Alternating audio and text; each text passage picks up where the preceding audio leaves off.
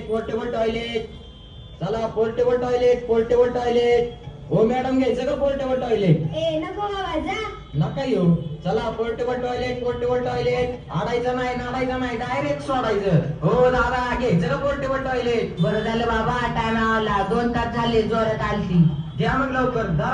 हो, किती द्यायचे? 50 लाच आहे, द्या लवकर. हे बाबा 50. हा, सुटलो बाबा. चला पोर्टेबल टॉयलेट, पोर्टेबल टॉयलेट. हे बावड्या, देऊ का तुला एक पोर्टेबल टॉयलेट? दे बाबा एखादं होईल पान चुकायला. पैसे मांडून ठेव.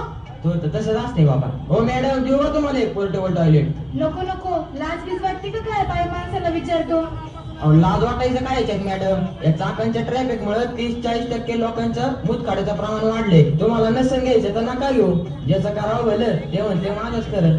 समाजसेवा नावाची गोष्टच नाही राहील. चला पोर्टेबल टॉयलेट, पोर्टेबल टॉयलेट. हो चला, देवाच्या नावानं 500 द्या. चला, देवाच्या नावानं 500 द्या. ओ ताई, देवाच्या नावानं 500 द्या. चला. अय तू काय बाई बी एक का? चल 500 मागतय. ओ दादा, देवाच्या नावानं 500 द्या की. अरे तू हाय कोण? मी भिकारी. शाळेला भिकारी आणि एवढा सुट्टा बुटा? हा मग, तुला का बघून तर वाटत नाही तू भिकारी आहे. थांबा 1 मिनिट. ओ दादा द्या ना. अहो आई घरी आजारी आहे, बापाचं तंगड मोडलंय, मला हागवण लागली, दवाखान्याला जायला पैसे नाही. शेता गाडी तर जागो. अरे थांब देतो. आणि एवढे 500 कुठे असतात का पण? अहो मी प्रोफेशनल भिकारी आहे.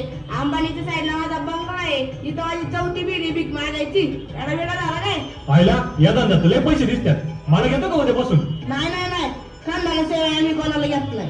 हे धर 500 तुझा बाबा. तसं तुला हप्ता परवडायचा नाही. पोलिसांना हप्ता देतो मी 50,000. पाहिलं 50,000? तेवढा तुम्हाला पगार पण नाही. चांगली नाही ना रे. ए 500 दे चल. ए जा बाबा, इथं माझं दुकान बंद पडलंय या ट्रॅफिक मुळे. आयला देवाची पण भीती नाही राहिली आजकालच्या लोकांना.